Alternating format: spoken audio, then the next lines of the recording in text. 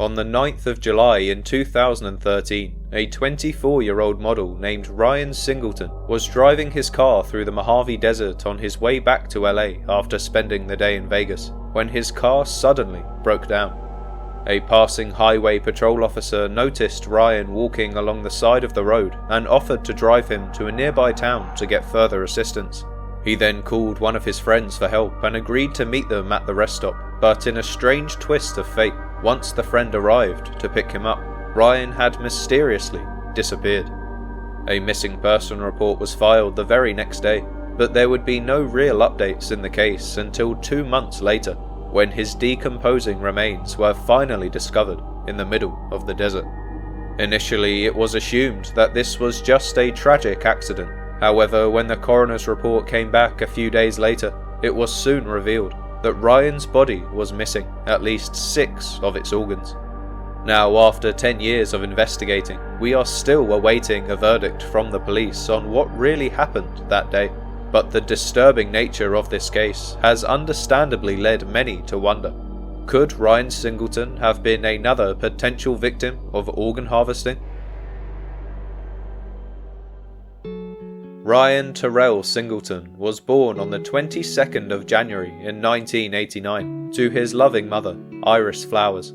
He grew up in a small town inside Atlanta, Georgia, where he would discover his passion for modeling at a very young age. As he advanced through life, he eventually landed a job as a runway model, where he was relatively successful given his striking appearance and keen work ethic.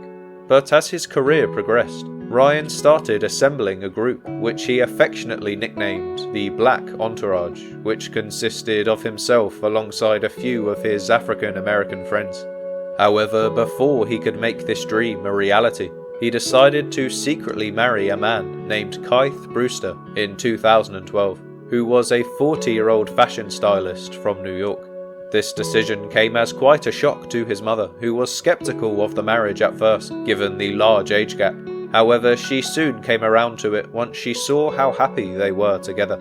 Now, the relationship wasn't perfect, and like most marriages, they had their issues.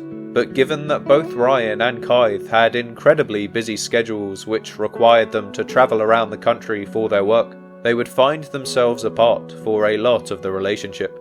And it was during one of these separations that Ryan would decide to take up an offer from a friend to spend a few days out in Los Angeles while his husband was away for work. But little did he know at the time that this decision would inevitably cost him his life. On the 9th of July in 2013, the 24-year-old man had been spending a few days in LA when he spontaneously decided to embark on a solo trip to Las Vegas, as he wanted to explore more of the Southwest while he was in the area.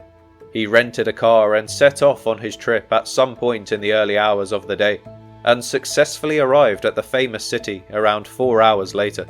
Little was known about what he actually did in Vegas, but after spending the day there, he eventually decided it was time to return back to his accommodation in LA. However, as he entered the Mojave Desert, the car suddenly ran out of gas near a town called Baker in Death Valley, and so for a while he was left stranded on the side of the deserted road. But determined to get some help, Ryan decided to start walking north along Interstate 15, hoping to eventually stumble upon somebody who would be willing to give him a ride.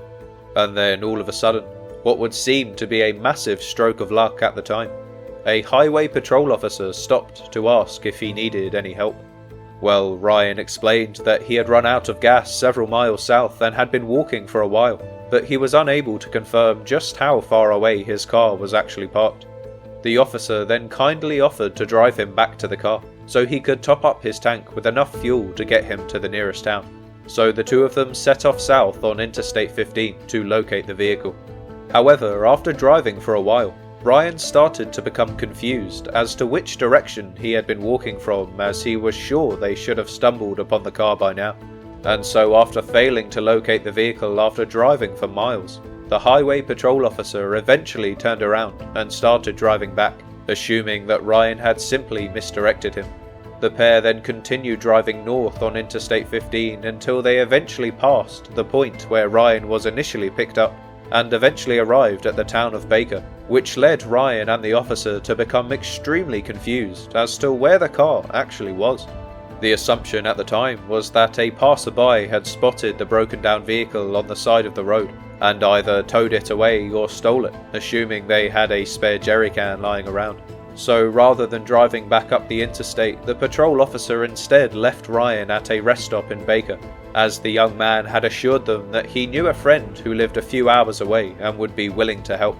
We do not know who this friend was by name, however we do know that they lived approximately 3 hours away, so Ryan would have likely been waiting patiently for his friend to arrive, and therefore would have likely decided to wander out of the rest stop to explore the town he had accidentally found himself in. However, a tragic mystery would soon unfold, as once the friend arrived at the agreed location, Ryan was nowhere to be seen. On Wednesday the 10th of July, Ryan Singleton was officially reported missing by the very same friend who had failed to pick him up the day before. By all accounts, after they arrived at the rest stop, Ryan was not waiting in the agreed location, so the friend decided to start searching the town for any sign of him. Given that they had just driven for 3 hours all the way from LA to pick him up, they were fairly certain that Ryan wouldn't have just left with somebody else without calling them first. So the friend continued to search for a few hours until eventually they had no choice but to give up, hoping that Ryan had simply found another way home and forgot to say anything. Well, after they arrived back in LA a few hours later, they continued to try and get in contact with Ryan, but unfortunately this was to no avail. So with there being no sign of the missing runway model for almost 24 hours at this point, the friend finally decided to report him as missing, seriously concerned that his life may be in danger. On Thursday the 11th of July, the San Bernardino County Sheriff's Department set off to the small town of Baker to investigate the missing persons report in an attempt to find Ryan Singleton before it was too late. Given the nature of the disappearance, it was clear that something potentially nefarious had taken place, so they conducted a vast investigation throughout the entire town, interviewing locals who were able to confirm Ryan's presence that day on the 9th of July. The police also conducted an interview with Ryan's friend, who was quickly removed as a suspect, as well as the highway patrol officer who confirmed that Ryan was of sound mind when he picked him up on the day of his disappearance. The patrol officer explained how Ryan had broken down in his car, and how he had left him in safe hands at the rest stop in Baker. So with this information, the police attempted to track down Ryan's car to see if he may have got it running again somehow and driven off. The San Bernardino police headed south along the Interstate 15 highway, and then sure enough, almost immediately they discovered the car on the side of the road, abandoned with no occupants inside. Given this information, it was clear that Ryan couldn't have made it back to the car, so the police were back to square one and began conducting another search around the town. However, after searching for several days, it soon became apparent that he was not there anymore, and so the sheriffs eventually decided to pack up and return to the office. At the time, they assumed he had simply hitched a ride with somebody else, and therefore was likely no longer within their jurisdiction. So this fact, along with the lack of evidence, meant there was nothing more they could really do. But the story was far from over, as just 2 months later, everything suddenly changed, when a couple of locals were out hiking through the desert, when they accidentally stumbled upon a horrifying sight. On Saturday the 21st of September, the San Bernardino Sheriff's Department were once again called out to the small town of Baker, but this time, they certainly wouldn't come up empty-handed. The hikers who had called in the police report claimed that during their walk they had found the decomposing remains of what looked like a young African-American man. Given the profile of the body, the police instinctively knew this could be one of their missing person cases, as the disappearance of Ryan Singleton was quite a big story at the time. And then, sure enough, soon after they arrived on the scene, they were able to positively identify the remains as belonging to Ryan due to the clothes he was wearing. Once they were finished analysing the scene, the investigators eventually collected the remains and sent them in for testing. The coroner then conducted a thorough examination to determine the identity of the body as well as the cause of death, but what came up in the autopsy report would soon shock the world. On Wednesday the 25th of September, just 4 days after the body was first discovered, the coroner's report revealed that Ryan's body was missing almost all of its internal organs, including but not limited to his eyes, heart, lungs, liver, kidneys, and even most of his brain. Well, as I'm sure you can imagine, this update was soon widespread across the news, as it seriously brought into question the severity of the case.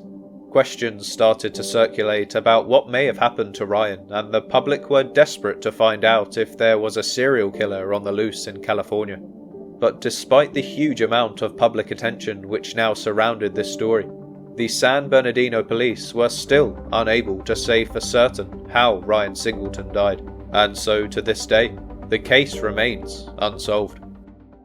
But with the vast amount of information that is available, what kind of conclusions can we actually draw here? Was this just a simple case of a mentally unstable man who accidentally fell victim to the elements? Or should we be looking into a potential suspect behind Ryan's mysterious death? The fact is, there are arguments for both sides, but with the strange circumstances surrounding the case, I feel it's vital we continue to work to get to the bottom of it, if anything, to provide some much needed closure for Ryan's family. So with that, let's get into some of the potential theories. Now, with a controversial case like this, the first place many would choose to go would be to claim foul play. After all, Ryan was patiently waiting for his friend to arrive at the time of his disappearance, so why would he have just walked off into the desert all on his own? To be fair, I'd say this is a reasonable argument to make, based on the evidence, and don't worry, I will delve much more into this theory later. But before we make that quick assumption that he must have been killed by somebody, I'd prefer to start by looking into the less controversial viewpoint, which is that Ryan somehow died due to his own actions. So firstly, we need to keep in mind that this was a man who chose to take a solo trip through the Mojave Desert, making strange decisions all along the way. The fact is, he knew his gas tank was low, and yet he still chose to drive home. He even asked his mother for money to help pay for gas, so he was clearly aware of his impending doom, and continued anyway. Also, in my personal opinion, I'd say going to Las Vegas all on your own when you've never been before would be quite an odd choice to make. I guess it's possible he had nobody else to go with and was desperate to see the city, but even so, why not schedule a trip like this beforehand to make sure you can enjoy it with somebody else? Let's be honest, spontaneous decisions like this are usually accompanied by some sort of mental struggle, so we can't rule out the possibility that Ryan's decision making may not have been the best that day. So with this thought in mind, could the 24-year-old man have actually just strolled off into the desert? Well, it's possible he spaced out and forgot his friend was coming and wandered off looking for his car again. And then after getting lost in the desert, he passed away due to dehydration or hypothermia. I know this sounds far-fetched, but mental illness can certainly cause you to do strange things. There have even been several cases that I've covered on this channel with mental illness potentially playing a huge role in their deaths. But on the other hand, it's also possible he decided to explore the town of Baker while he was waiting for his friend. And during this time, he may have come across a person who offered him some mind-altering substances. If this was the case, then it certainly would have been a strong explanation for why he made such a strange decision to walk off into the desert in the middle of July of all times. Also, one final piece of information that may portray Ryan's death as self-inflicted is that after 10 years of investigating, we still do not have a single suspect or shred of evidence leading to concrete proof of foul play taking place here. However, saying this, just because we don't have any evidence yet, does not mean we should give up the investigation. After all, isn't that exactly what the culprit would want you to do? But if Ryan's death wasn't self-inflicted, then what else could have happened to the young man? Well, he could have been a potential victim of murder to somebody living in or around the town of Baker. Firstly, I would imagine that somebody with Ryan's profile would have stuck out like a sore thumb in this town, and so he would have likely had a lot of eyes on him the minute he arrived. But even so, why would somebody want to take his life? Well, to answer this question, you don't really need to look any further than the countless examples of serial killers in the US to see that these monsters sometimes don't even need a motive to kill. This mystery could just be a simple case of being in the wrong place at the wrong time, and after Ryan's life was taken by the potential killer, his body was then left out in the desert for the wild animals to pick apart. It's a truly horrific conclusion, I know, but one that is all too realistic in the cruel world we live in. But to make matters even worse, could there have potentially been another motive behind Ryan's death, one that is somehow even more controversial? Well, one theory I simply can't ignore is that Ryan Singleton may have been a victim of organ harvesting. With this case, it is the clear headline, and with his organs being missing after the body was discovered, it's no wonder. But when you look into the details, is there actually any truth to this theory? Well, the skeptics would say that his organs were likely stolen by the wild animals who came across his decomposing body, as they would have instinctively known that the organs are the most nutrient-rich parts. There are also rather graphic details, such as the fact that his brain was missing, which is an organ that has no real use in the organ harvesting business. But in my opinion, you could just as easily argue that the necessary organs may have been extracted and then his body was dumped after the fact. The potential organ harvesters could have even removed all of his organs as a means to throw off the investigators on purpose, to make it look like they were just taken by animals. It must be said, Ryan would have been a prime candidate for organ harvesting due to his above average height and healthy appearance.